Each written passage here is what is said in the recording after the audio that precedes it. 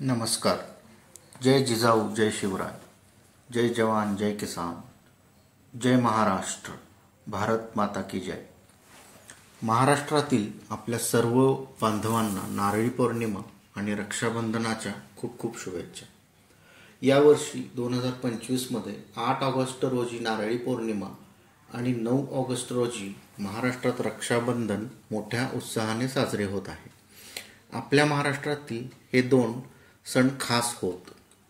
यावर्षी 8 ऑगस्ट नारळी पौर्णिमा हा आपल्या कोळी बांधवांच्या, मच्छीमार बांधवांच्या जीवनातील अतिशय महत्त्वाचा सण आहे.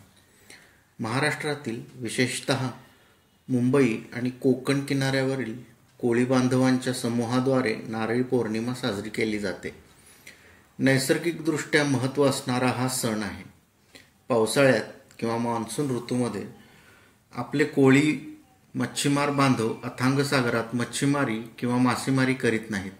पावसाळाभर किंवा पूर्ण मान्सून ऋतूमध्ये समुद्र अतिशय खवळलेला असतो. वेगवान वादळी वारे आणि उंच लाटा दर्यामध्ये उठत असतात, उसळत असतात आणि अशा खवळलेल्या दर्यामध्ये मासेमारी करणे अतिशय धोकेदायक असते. म्हणून याच कारणाने प्रतिवर्षी इंग्रजी जुलै किंवा ऑगस्ट महिन्यादरम्यान येणाऱ्या मराठी श्रावण महिन्यातील नारळी पौर्णिमेपर्यंत कोळी बांधव अथांग सागरात मासेमारी बंद ठेवतात किंवा करीत नाहीत. नारळी पौर्णिमेला कोळी बांधव समुद्राची पूजा करून त्याला नारळ अर्पण करतात. समुद्राची पूजा करून त्याला नारळ अर्पण केल्याने समुद्र शांत होतो किंवा प्रसन्न होतो अशी एक मान्यता आहे. श्रावणातील नारळी पौर्णिमेला समुद्रपूजा केल्यानंतरच कोळी बांधव अथांग सागरात पुन्हा मासेमारीला सुरुवात करतात. पावसाळ्यात आणि इतर महिन्यातही येणाऱ्या सगळ्या संकटांपासून कोळी बांधवांचे रक्षण व्हावे यासाठी कोळी बांधव नारळी पौर्णिमा साजरी करतात. नारळी पौर्णिमा साजरी करण्यामध्ये अथांग सागराच्या अनंत उपकारांबद्दल कृतज्ञता व्यक्त करणे ही सुद्धा त्यांची एक भावना असते. नारळी पौर्णिमेच्या काहीच दिवस आधी मच्छीमार बांधव त्यांच्या बोटी व्यवस्थित करून घेतात.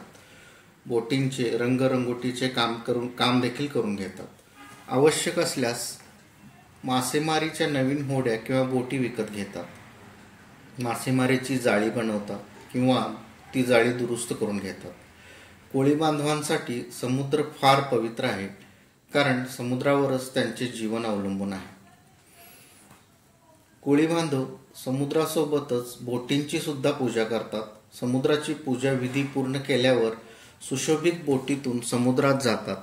एक छोटा समुद्र प्रवास करून ते किनाऱ्यावर परततात आणि उर्वरित दिवस ते नारळी पौर्णिमा सणाचा आनंद घेतात. कोळी गीते आणि कोळी नृत्य हा नारळी पौर्णिमा सणाचा अतिशय अविभाज्य भाग आहे.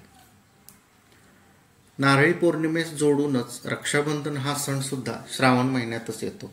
बहीण आणि भावाच्या प्रेमळ आणि अतूट नात्याचे भाव रक्षाबंधन सणामध्ये प्रकट किंवा व्यक्त होतात.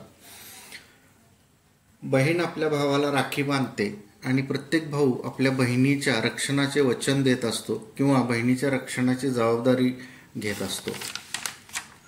तसेच भावाकडून बहिणींना रक्षाबंधन दिवशी भेटवस्तू देखील दिल्या जातात.